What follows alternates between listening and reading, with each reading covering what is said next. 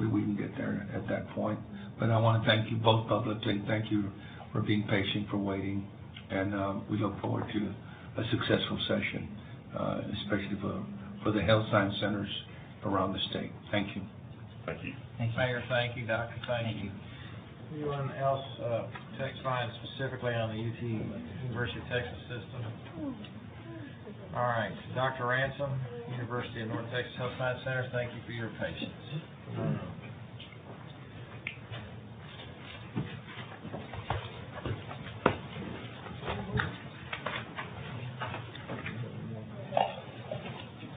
All right, go ahead, sir. Well, thank you. I'm Scott Ransom. I'm the president of the UNT Health Science Center in Fort Worth. It's my pleasure to be here. It's been my third opportunity to testify in front of you over the last 5 years since my arrival here in Fort Worth, and it's just been a great honor to serve as president of the UNT Health Science Center. I'd like to highlight a little bit about what we're all about. I mean, first thing on your second page of the written testimony here is we're all about primary care.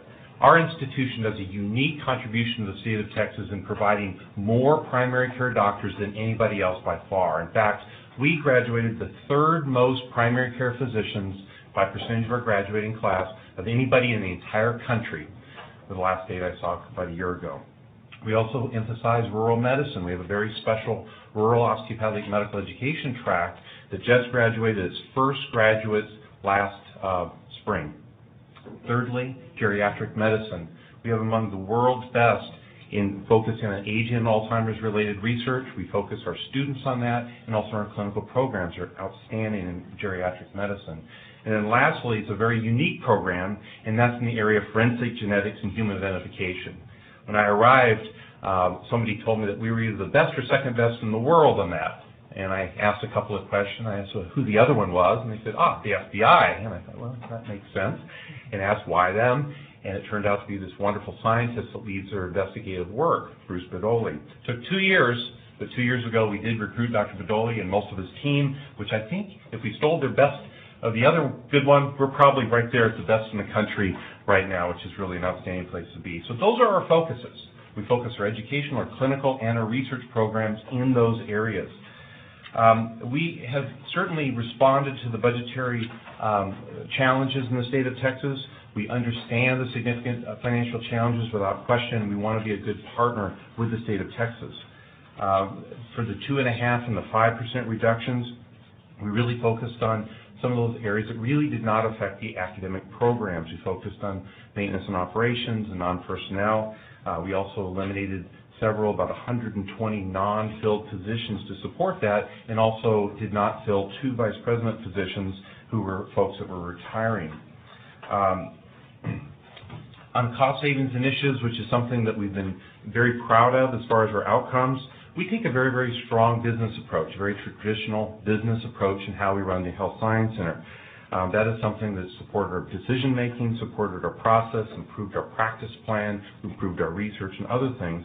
Process improvements across the board. We've merged various units together. We've done a lot of different shifting to be able to support more cost-effective type of programming, especially in the administrative areas. We've used information technology more than ever before to support this efficiency. And we just announced last week a voluntary separation plan for eligible tenured faculty. These are folks at the top end, the over 60-year-old faculty, to really help to be able to support the recruitment of more junior faculty as the Health Science Center grows. And then lastly, we have a very aggressive energy performance contract that we're replacing windows, we're doing other upgrades. It's about an $8 million package, but we found out that it would pay off in 2.5 years. So through a bond funding mechanism, we have that fully supported to reduce some of that non-personnel costs. The 3 things that we'd like to emphasize for funding considerations to this committee is first is restoration of general revenue funding to 2010 and 2011 levels. Second, our research growth has been tremendous. We've grown over 100% over the last 4 or 5 years, and we are requesting a tuition revenue bond to support continued growth in the area of research. We've done a great job, expanded it dramatically, and that research building would be able to support further growth, commercialization of some of the opportunities in research, tech transfer, and other types of things. And lastly, primary and rural education funding. That is something to really help us innovate and to support that rural osteopathic medical education program has really turned out great. Folks that have been in small towns across the state of Texas. Many of our graduates are the only doctor in that county, and then certainly in many of the towns across the state. And just to kind of refresh your memory about the Health Science Center, we do have 4 schools. We have the Texas College of Osteopathic Medicine that was founded in 1974. We have 7 other schools, bringing us up to a total of 8. They're fully accredited. We are at the final throes of a PhD program in School of Public Health, and pending the coordinated board approval, all the various other hoops have gone there. So we do have what we believe, well, 8 right now programs, and 9 hopefully very, very soon. Our student growth has been tremendous. And the good news for us, and I guess You're in a hurry, but I heard 4 schools and I heard 8 schools. Oh, I'm sorry. 4 schools and 8 degree programs. And the 4 schools are? So the 4 schools, we have the Texas College of Osteopathic Medicine, founded in 1970, the Graduate School of Biomedical Sciences that support both master's and PhD programs in the basic sciences of physiology, molecular biology, and other areas. The School of Public Health, which has been rapidly growing, that's had a Master of Public Health degree for about 10 years. We developed a Doctor in Public Health and also a Master of Health Administration degree just started 2 years ago, and the PhD program in Public Health is what we're pending for. And the number of students that are in the Health Science Center total? We're up to 1,579. We've grown about 50%, 51% over the last 4 years, and we have a 5-year strategic plan to get us up to about 2,300 students. And that's really, we're one of those that you talked about earlier that are definitely on a very rapid growth trajectory, deliberately. Senator Nelson. Well, welcome, Thank you. Doctor. First of all, this school is known to have one of the nation's best DO programs, without a doubt, and many of them are, you mentioned, there may be just one doctor in the county, and it was that person was gained their experience at UNT Health Science Center, and we are much grateful for that, and we desperately, desperately need you to keep doing that. A couple of questions. First of all, you mentioned the Forensic Crime Lab, and it provides that service to all 50 states, correct? And federal government in Mexico, and not just to Texas.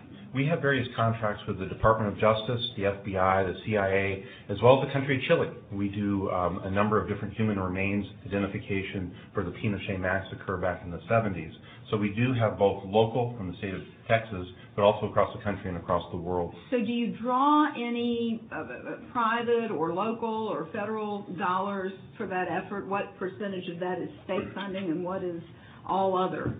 I don't have the percentages, and actually my colleagues may have that, but we do have more of our funding comes from federal contracts and grants and other out-of-country type of contracts. I would guess it's around 4 or 5 times more than the state provides, but Michael.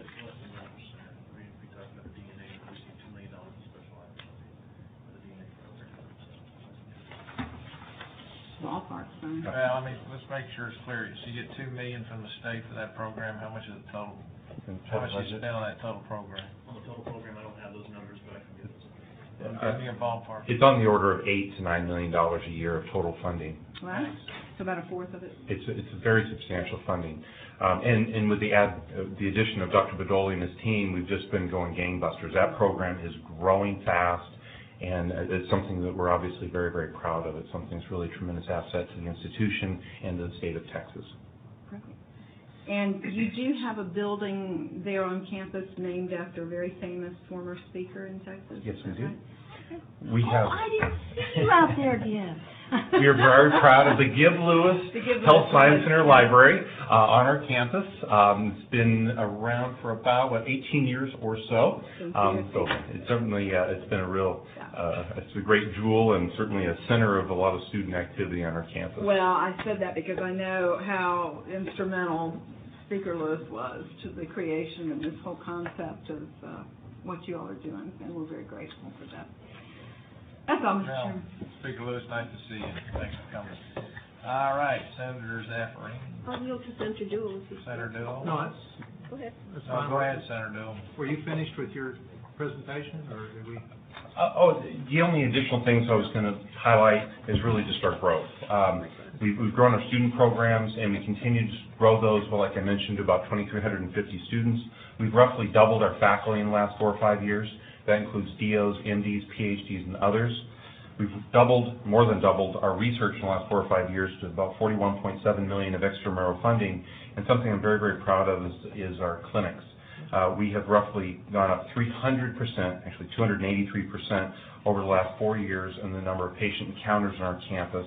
And then lastly, we've been recognized, and I think this is something we should all be proud of, by various national groups. U.S. News and World Reports ranked us 11th this year in all the MD and DO schools in the country. That was the best in Texas.